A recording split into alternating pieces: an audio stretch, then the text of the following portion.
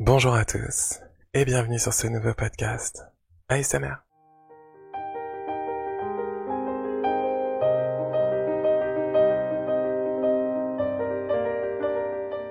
Aujourd'hui, dans ce nouveau podcast, j'ai envie de vous parler du bonheur et de la joie. Et oui, parce que je me suis aperçu un petit peu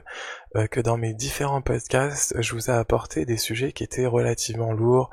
la solitude, ainsi que le décès de mon chien, même si on a eu 2-3 sujets assez légers avec l'ASMR, notamment par rapport aux frissons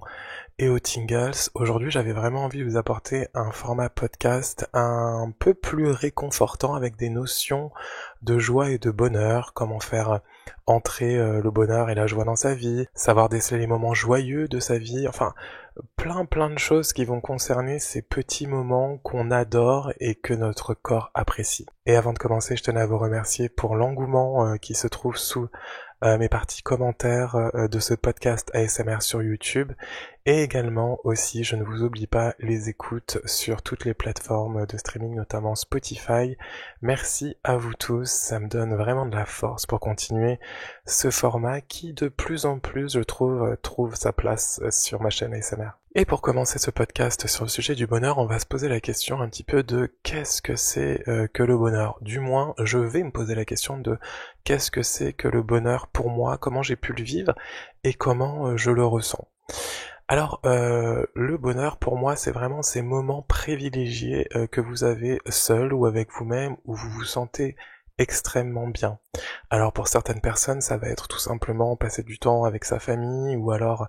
passer du temps à réaliser ses passions, ou prendre du plaisir à effectuer une tâche, ou même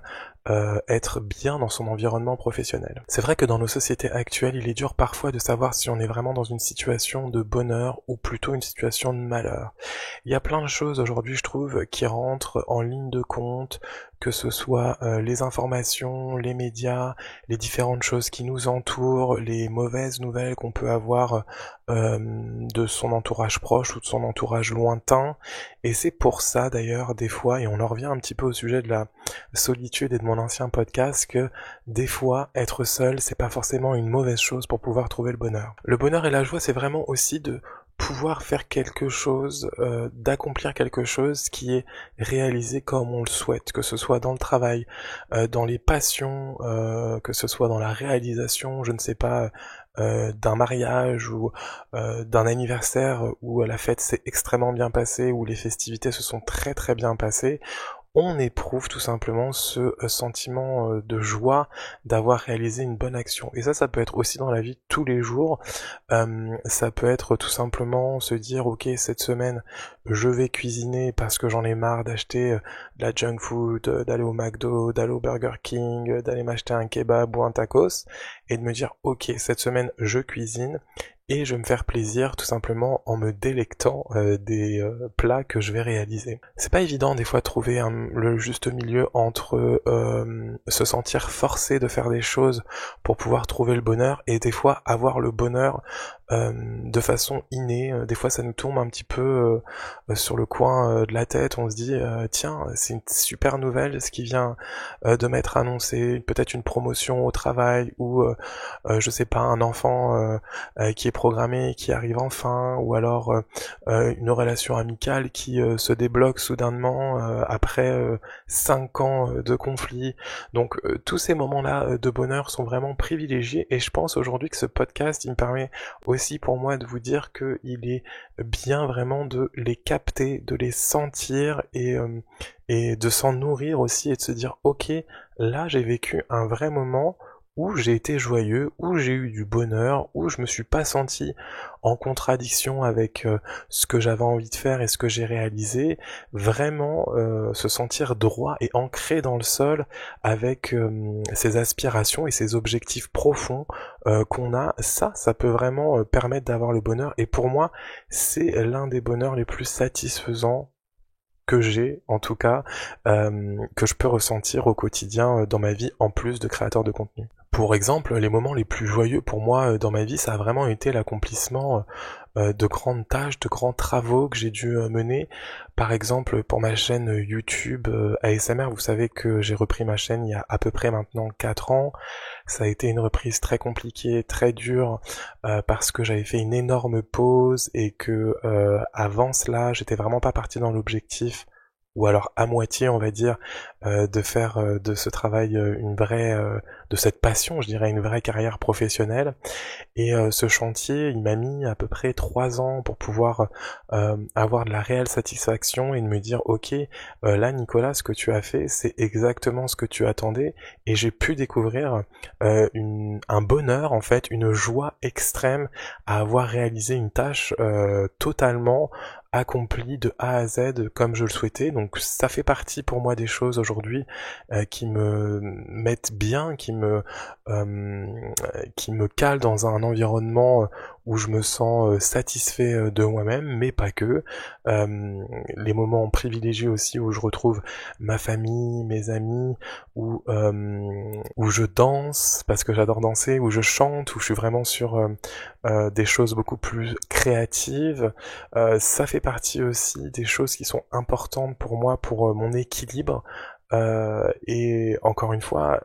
des fois on se rend pas bien compte, je sais pas, par exemple, je vais vous dire une bêtise, mais vous êtes inscrit à un cours de danse depuis 1 an, vous aviez envie de le faire depuis très très longtemps, et au final vous êtes rentré dans une routine où vous ne vous rendez plus compte que ce que vous faites aujourd'hui vous apporte du bonheur. Donc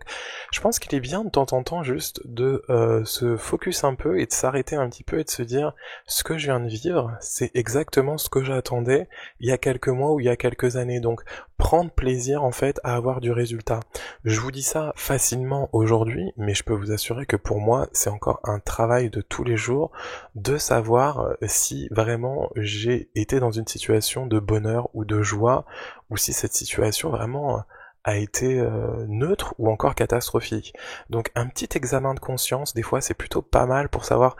placer un petit peu nos émotions et se dire ok, ça c'était bien, ça c'était un petit peu moins bien, ça je referais peut-être pas la même chose, ou alors des fois on peut tout simplement changer d'avis, hein, c'est autorisé de changer d'avis, on peut trouver du bonheur à effectuer une passion ou à voir quelqu'un par exemple, et quelques années plus tard à ne plus ressentir la même chose. Ça c'est tout simplement votre faculté aujourd'hui à vous lasser des choses, et c'est aussi important de se lasser des choses que de se focus à 100%, parce que euh, par exemple, autre exemple, j'ai envie de dire, vous vous acharnez sur une passion qui vous plaît, mais vous n'avez pas de résultat, et vous n'avez pas forcément cette fibre que vous pensiez avoir. S'acharner pendant des années et des années ne va pas vous apporter, je pense, un sentiment de bonheur, de satisfaction, mais va plutôt vous apporter ce sentiment de frustration, même de malheur. Et j'en arrive justement à cette partie de la vidéo où on parle de la dualité entre le bonheur et le malheur, parce que vous savez, la frontière, je pense, des fois est très très fine entre ces deux mondes. En tout cas, pour moi, elle a toujours été très très fine, et les deux sont vraiment complémentaires. L'un ne va pas sans l'autre. C'est-à-dire que on ne peut pas être heureux tout le temps. On ne peut pas être malheureux tout le temps. On est heureux parce qu'on a été malheureux. On est malheureux parce qu'on a été heureux. Et ça, c'est super important d'intégrer en fait que cette dualité, elle est totalement essentielle dans le grand dessein, je pense, de l'être humain, et cette faculté à pouvoir apprécier quelque chose qui, quelque temps auparavant, peut-être nous rendait pas forcément bien. J'ai pu connaître aussi durant ma carrière des situations où le bonheur effectivement m'a directement emmené dans des situations de malheur. Encore un autre exemple, vous allez avoir beaucoup d'exemples sur ce podcast ASMR. J'ai fait longtemps de la musique, d'ailleurs une période où j'ai un petit peu lâché ma chaîne YouTube ASMR, où je suis parti vivre en Australie, je vivais de la musique, je faisais de la musique, je chantais dans les bars, dans les rues, vraiment avec mon pote on faisait quelque chose qui était formidable, et j'ai ressenti un bonheur extrême de pouvoir faire ça pendant à peu près 3-4 mois, et je peux vous assurer que quand je suis revenu en France et que j'ai voulu faire la même chose un peu ici, j'ai ressenti vraiment un malheur, une tristesse, parce que des fois quand même, il faut le dire, malheur et tristesse, ça peut vraiment cohabiter ensemble et ça peut vraiment faire un espèce de mix qui peut être dangereux, qui peut même vous emmener à des stades de dépression qui soient peu ou qui soient très avancés. Euh, en arrivant en France, en reprenant cette activité de musicien, je me suis rendu compte que notre pays n'avait pas du tout le même fonctionnement que l'Australie au niveau des artistes de rue, hein, notamment en Australie, les artistes de rue, ce sont vraiment des choses qui font partie du paysage. Et j'ai ressenti une telle douleur en rentrant, un tel malheur qu'il a fallu que je me soigne petit à petit et que aussi j'entame un processus de deuil, c'est-à-dire que il y a quelques années j'ai décidé de complètement arrêter la musique entre guillemets parce que je continue à faire des projets, à faire de la production musicale, à chanter, à jouer d'instruments, à composer, à écrire des textes, à faire pas mal de choses qui me rendent heureux, hein. Mais c'est vrai que d'avoir connu un bonheur tellement intense en Australie fait que le malheur a été d'autant plus intense. Donc des fois c'est un petit peu pervers, un petit peu vicieux cette histoire de bonheur, tristesse, bonheur, malheur. On est très content et au final le fait d'avoir été très content, notre cerveau nous sécrète tout un tas d'hormones qui nous mettent dans un état de plaisir et au final quand vous redescendez, hein, la redescente, vous demandez un petit peu pourquoi, qu'est-ce que j'ai mal fait, pourquoi j'en suis arrivé à ce stade-là, pourquoi je me sens triste, etc. Donc je pense qu'il y a tout un aspect aussi chimique dans le cerveau, hein, pour pouvoir réguler un petit peu nos émotions et nous dire ok, le cerveau a connu une décharge d'adrénaline, une décharge de dopamine parce qu'on a fait quelque chose qui nous plaît et il faut aussi qu'il puisse se réguler pour pouvoir assurer un fonctionnement normal. Je dois vous avouer dans ce podcast une petite confession que j'ai jamais dit sur ma chaîne ASMR, mais personnellement moi je suis atteint d'un trouble de l'humeur en fait qui fait que j'ai des phases de manie, hein, ce qu'on appelle, et des phases un petit peu dépressives, alors qui sont pas très graves par rapport à un maniaco-dépressif ou un vrai syndrome bipolaire. C'est que en fait, chimiquement, mon cerveau des fois a du mal à se réguler, donc je fais en sorte aujourd'hui de tout faire pour pouvoir pallier à ce problème et pour pouvoir régler ce problème surtout. Mais aussi ce que je voulais préciser par là, c'est que notre cerveau est tellement puissant que si vous ressentez par exemple des phases de malheur, de tristesse intense et trop longues et trop poussées par rapport aux phases où vous avez été heureux, je pense qu'il serait bien, il serait utile, il serait clever, smart d'aller consulter quelqu'un qui pourra vous aider. Ce sera peut-être pas un psychologue d'entrée de jeu, ce sera peut-être juste votre médecin qui va pouvoir vous donner des conseils, qui va pouvoir vous expliquer un petit peu toute la mécanique avec le fait d'être heureux et le fait d'être malheureux, et pouvoir ainsi mettre des outils pour favoriser le bonheur et non le malheur. Il faut savoir s'accorder des choses qu'on aime faire et qui nous font du bien, et attention, je précise bien, dans la durée. Parce qu'effectivement, l'être humain, souvent, a tendance à choisir la facilité pour être bien, pour être heureux par exemple. Certains d'entre nous utilisent des substances. Certains d'entre nous utilisent des passions à outrance. Par exemple, faire du sport religion par exemple, ce que j'appelle faire 7 jours de sport par semaine, ne penser qu'au sport, ne voir, n'entendre, ne parler que de sport. On rentre aussi dans un côté addictif en fait, et notre cerveau nous envoie tout un tas de signaux où ça fait du bien, ça fait du bien, ça fait du bien, ça fait du bien, ça fait du bien. Mais il faut faire attention aussi à ça parce que tous les abus, que ce soit les abus de passion, de sport, de nourriture ou d'utilisation de substances, d'ailleurs bien entendu ne faites pas ça, hein.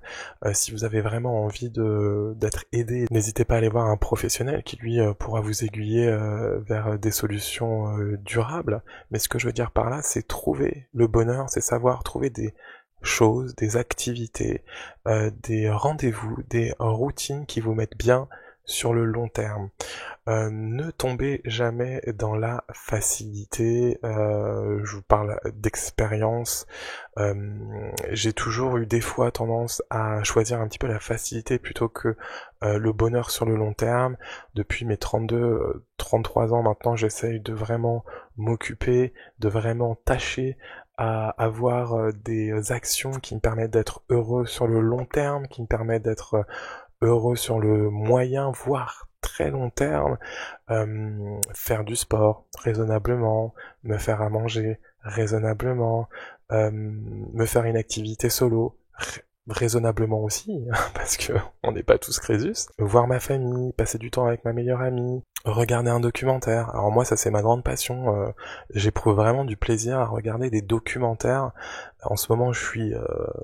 fixé guerre mondiale, je ne sais pas pourquoi, mais je pense que je vais être imbattable sur ce sujet, mais ça me procure du bonheur de faire ces petites actions. Donc trouvez vraiment des choses qui aujourd'hui vous mettent dans un état de bonheur, de joie, hein. Quand je parle de bonheur, bien entendu, je parle de joie. Quand je parle de malheur, je parle aussi de tristesse, voilà, de tout ça, hein. J'englobe tous ces termes-là des deux côtés. D'avoir vraiment ces moments privilégiés qui vous